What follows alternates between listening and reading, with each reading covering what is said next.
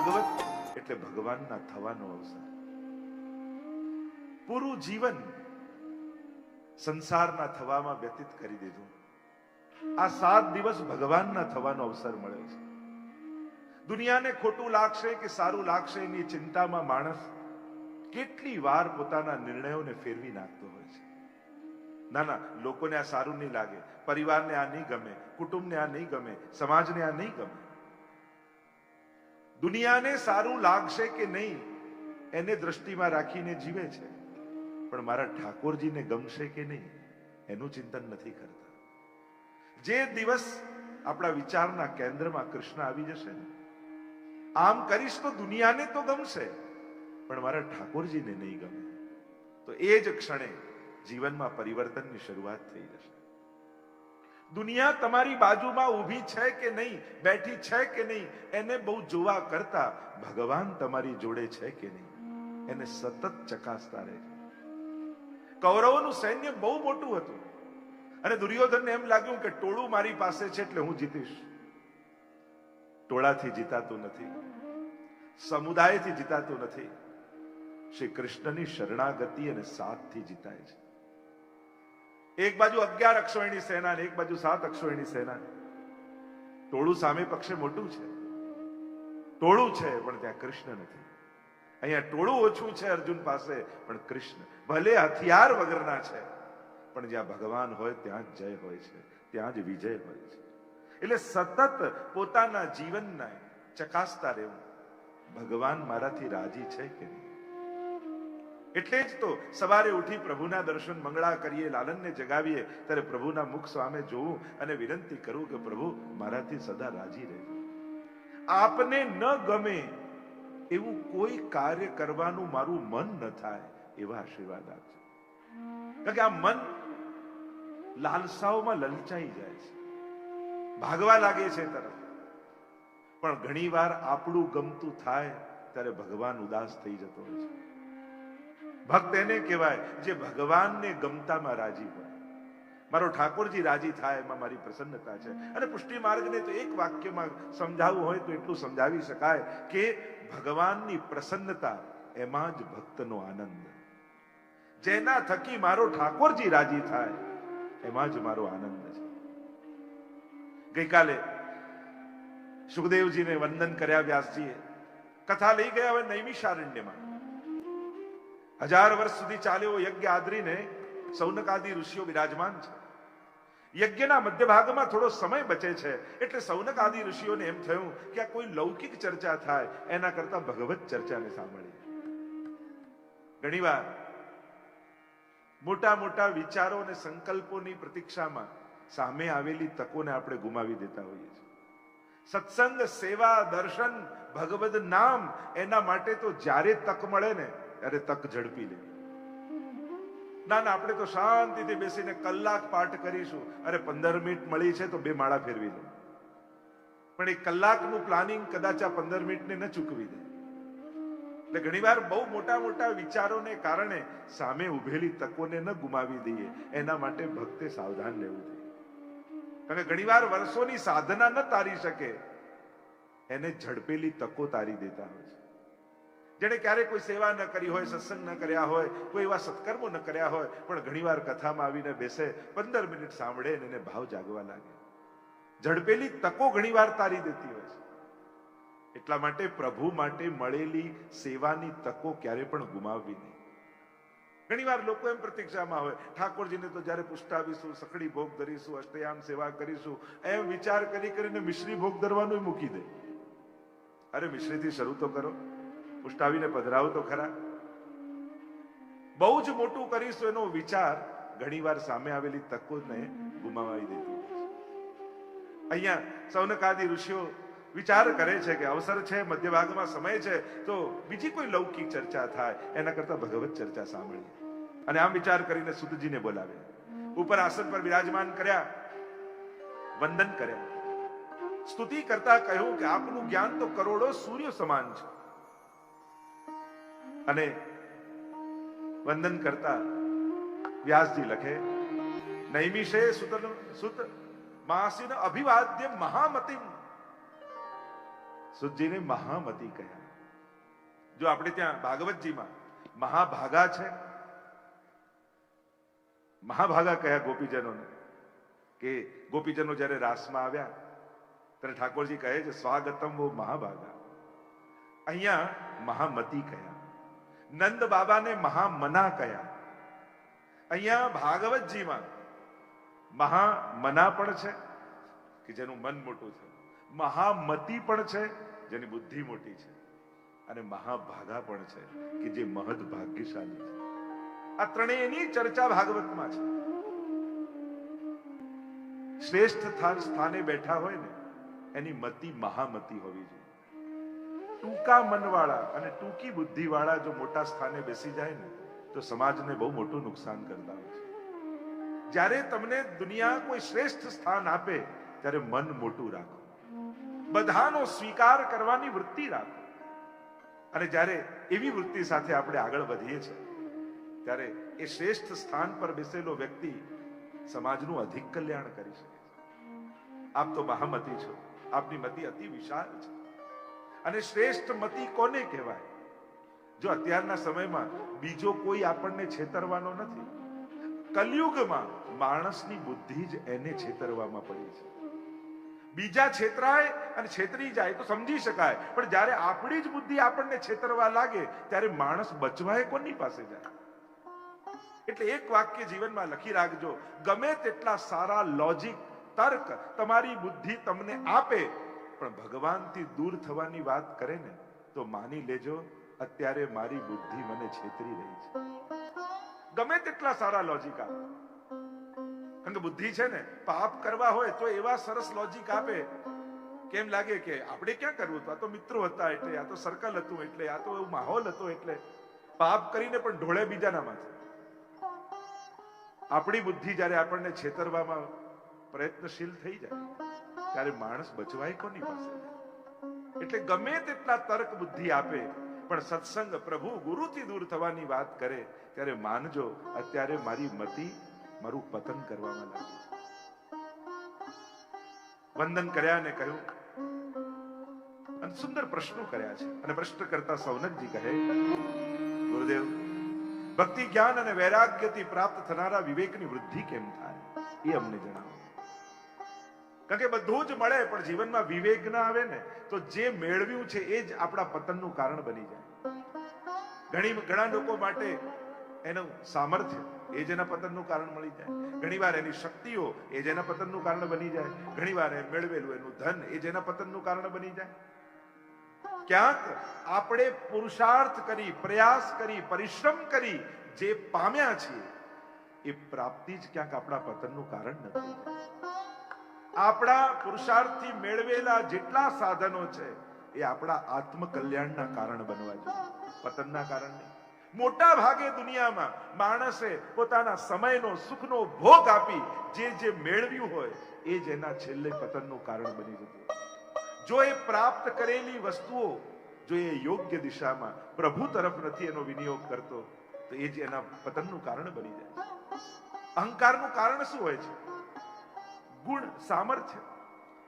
અવગુણ, પાપ કોઈના અહંકારનું કારણ હોઈ શકે?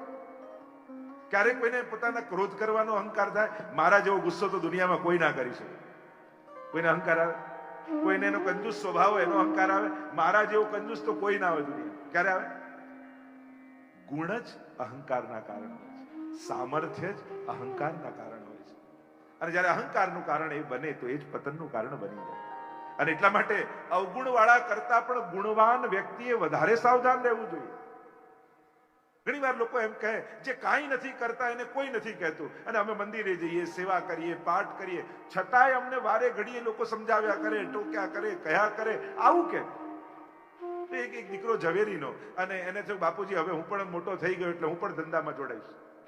બાપુજી કહ્યું ઠીક છે, લે આ હીરા છે ને બાજુના ગામમાં આપીએ, અને સ્ટેશને મૂકવા હું તને આવું છું ને સ્ટેશને ટ્રેનમાં મૂકવા માટે બાપુજી આવ્યા. દીકરાને બેસાડ્યો સીટ પર, લે આ હીરા સાચવીને રાખજે, ખિસ્સામાં રાખજે, સૂઈ જાય તો તકિયા નીચે રાખજે, ક્યાંય બી ઊભો થાય તો જોડે રાખજે. 100 શિખામણો આપી દીધી. અને પેલો યુવાન દીકરો અકળાઈ ગયો. બાપુજી જો સામેની સીટ પર જુઓ, પેલો દીકરો બેઠો છે, એના બાપુજી બાજુમાં બેઠા છે, એને કઈ કહે છે? અને તમે મને 100 વાર ટોકી દીધો, આવું કેમ? ત્યારે બાપુજીએ કહ્યું, બેટા પેલો ફરવા જાય છે અને તારી પાસે હીરા છે, એટલે ફરવા જે આવ્યા છે દુનિયામાં એને કાંઈ કહેવાની જરૂર નથી, પણ જેની પાસે સત્કર્મોના, સદબુદ્ધિના, સદગુણોના હીરા છે ને એને જ સમજાવવાની જરૂર છે. કારણ કે એ કોઈ ચોરી ન જાય એના માટે સાવધાન રહેવાની જરૂર છે.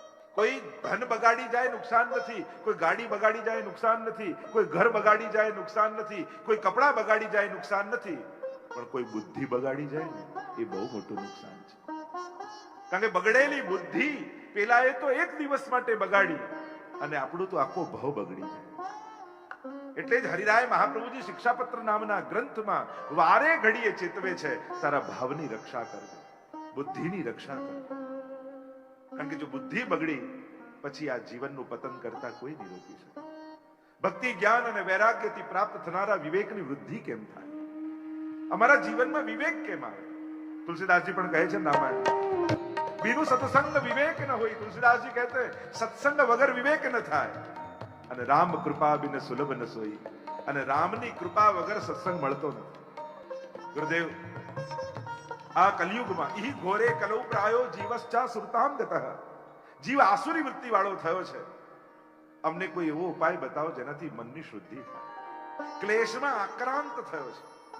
જો કળિયુગનો યુગ એટલે કલહનો યુગ, કલયુગનો યુગ એટલે કળનો યુગ. આ બળનો યુગ નથી. હવે બળ પ્રયોગ કરશો તો કોઈ નહીં સાંભળે, કોઈને પણ આંખો કાઢીને કહેશો ને તો કોઈ વાત નહીં માને, પણ આંખમાંથી આંસુ પાડીને કહેશો ને તો બધા તમારી વાત ઉપાડી લેશે. હવે કળથી કરવાની વાત છે. જૂના સમયમાં બધું બળ હતું.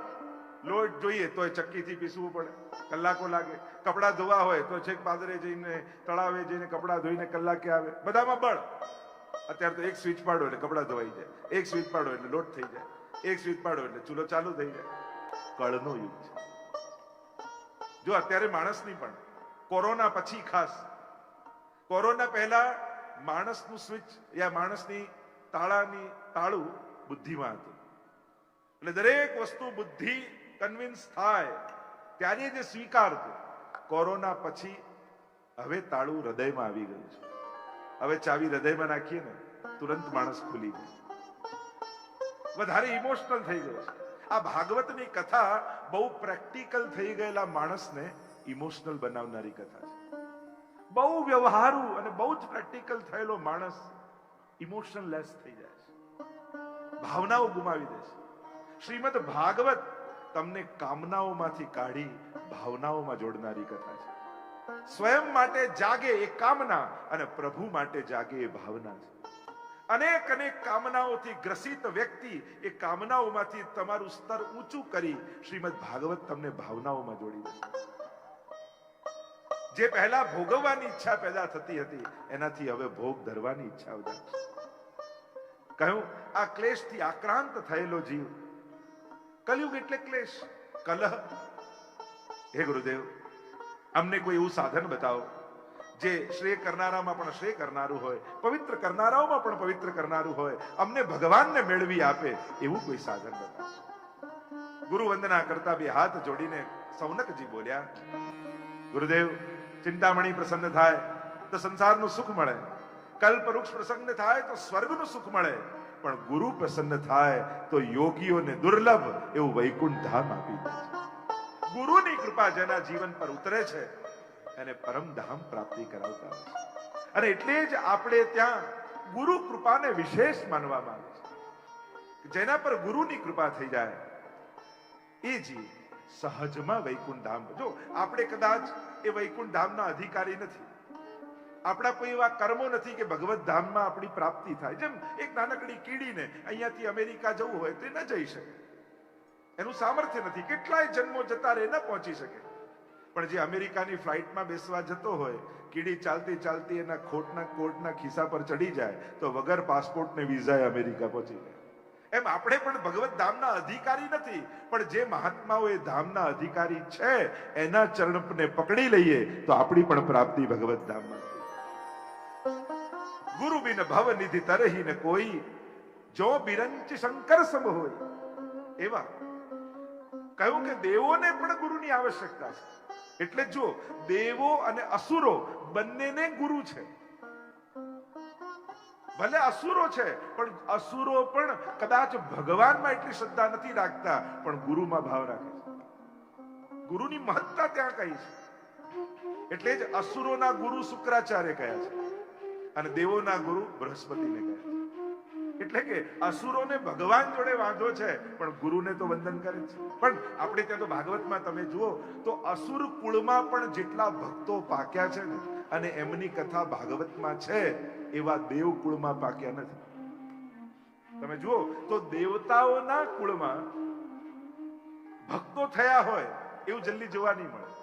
પણ અસુર કુળમાં તમે જુઓ તો સ્વયં પ્રહલાદજી, એને કશિપુના પુત્ર છે. બલિ રાજા એ પણ પ્રહલાદજીના વંશજમાં છે, અસુર કુળમાં છે. એવા કેટલા ભક્તોની, વૃત્રાસુર એને અસુર કહ્યો પણ એના જેવો ભક્ત ભાગવતમાં નહીં મળે, એના જેવી સ્તુતિ તમને ભાગવતમાં નહીં મળે. બંનેને સંજીવની વિદ્યા. જો દેવો મરી જાય તો એમને પુનઃ જીવિત કરવા માટે અમૃત છે, જે સમુદ્ર મંથનમાંથી નીકળ્યું છે. અમૃત પાય છે, ચિરંજીવી થઈ જાય છે. અસુરો મરી જાય તો એમના ગુરુ શુક્રાચાર્ય એમને પુનઃ ચિરંજીવી કરવા માટે એ સંજીવની વિદ્યાનો પ્રયોગ કરે છે. તો દેવો માટે વિદ્યા, અસુરો માટે વિદ્યા, તો આ માનવ માટે શું છે? તો કહ્યું બધા, કોઈની પાસે અમૃત છે, કોઈની પાસે સંજીવની છે, તો મનુષ્ય માટે ભગવાને આ કથામૃત આપ્યું છે.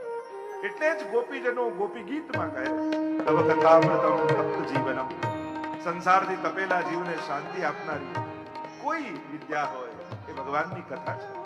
કલ્મશાપહમ, મનના સર્વ કલ્મશોને ધોઈ નાખે છે ભગવાનની કથા. એટલે જ આને કથા કમ સુખમ સ્થાપયતિ તી કથા, જે પરમ સુખમાં સ્થાપી દે એ જ કથા છે. એટલે જ તમે પાન ખાઓ ને, તમે ચૂનો નાખો, વરિયાળી નાખો, સોપારી નાખો, મોઢામાં રાખો તો લાલી ના, પણ કથ્થો લગાવો ને પછી મોઢામાં મૂકો તો લાલી આવી જાય. એમ જેના જીવનમાં કથા આવી જાય એના ચહેરા પર લાલી આપ મળે આવી જાય. એવી આ ભગવાનની કથા છે. તો કહ્યું ગુરુદેવ આપની કૃપા થાય તો યોગીઓને દુર્લભ એવું વૈકુંઠ ધામ મળી જાય. ગુરુની મહત્તા છે. પણ ગુરુમાં મારી દ્રષ્ટિએ 3 લક્ષણ હોવા જોઈએ. ગુરુ સમદર્શી હોવો જોઈએ, બધા માટે સમાન ભાવ. બીજું, ગુરુ પારદર્શી હોવો જોઈએ, જે સીધો આર પાર દેખાય, એટલી સ્પષ્ટતા, એટલી અણિશુદ્ધતા જેનામાં હોય ગુરુ છે. તો દૂરદર્શી હોય, સમદર્શી હોય, પારદર્શી હોય અને દૂરદર્શી હોય. 3 લક્ષણ જે ભવિષ્યનું જોઈને આજે વાત કરી શકે. જો સાધારણ જીવ પોતાના આપાધાપીમાં પડ્યો છે, એ કાલનું વિચારી શકતો નથી, કાલનું જોઈ શકતો નથી. પણ મહાપુરુષો આવતા સમયને જુએ છે. કેવો સમય આવવાનો છે એ જોઈ પહેલેથી જ સમાજમાં એવા ઉપદેશો, એવા સર્જનો, એવા ધામો, એવી પ્રવૃત્તિઓમાં સમાજને વ્યસ્ત કરી દે. કારણ કે જે સમય આવવાનો છે એનો સામનો કરવા માટેની જે અગાઉથી તૈયારી બતાવે એ ગુરુ છે. ગુરુનો અર્થ થાય જે મોટો છે, જે અંધકારમાંથી પ્રકાશમાં લઈ જાય છે, એ ગુરુ છે. અને એટલે જ આપણા પુષ્ટિ માર્ગમાં, વૈષ્ણવ સંપ્રદાયમાં સર્વોત્તમ સ્તોત્રમાં ગુસાઈજી શ્રી મહાપ્રભુજીને ગુરુવે નમઃ કહીને વંદન કરે. આપણા બધાના એક જ ગુરુ છે અને એ છે શ્રી મહાપ્રભુજી, શ્રી વલ્લભાચાર્ય. પછી આપણે એમ ભલે કે હું આ ગામમાં, પેલો આ ગામમાં, હું આનો ગુરુ, મારી આ ગાદી, મારું આ બધા આપણા મનના જ ભાગલાઓ છે. આપણા બધાના ગુરુ શ્રી વલ્લભાચાર્ય મહાપ્રભુજી છે. ગુરુની કૃપા થાય તો શું દુર્લભ રહે. અને ભગવત કૃપા થી જ ગુરુ કૃપાની પ્રાપ્તિ. જીન ગોવિંદિયો બતાય, એટલે જ કહું ગુરુ ગોવિંદો ખડે. પ્રશ્ન જગાવ્યો કે ગુરુને પગે લાગું કે ગોવિંદને? પણ કહ્યું બલિહારી ગુરુ, હે ગુરુદેવ આપની બલિહારી છે. એટલે કે ગુરુને પગે લાગી એમ નહીં, એમ કહ્યું બલિહારી ગુરુદેવ આપકી ગોવિંદિયો બતાય. જ્યારે ગુરુને પગે લાગવા આવ્યો એટલે ગુરુએ આંગળી ચીંધીને કહ્યું જ્યાં ઠાકોરજીને પગે લાગ.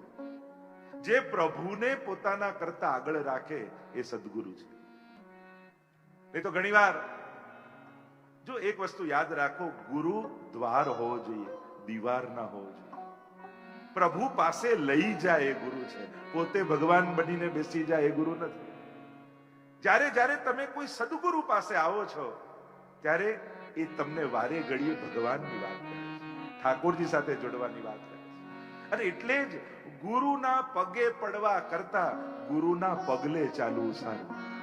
આપણે પગે પડવાની ઉતાવળ કરીએ છીએ પણ પગલે ચાલવાનો વિચાર નથી કરતા. આપણે ગુરુને માનીએ છીએ પણ ગુરુનું નથી માનતા. એટલે જ મહાપ્રભુજી કહે સેવા કરતેર ગુરોર આજ્ઞા. આજ્ઞામાં ગુરુ જીવે છે.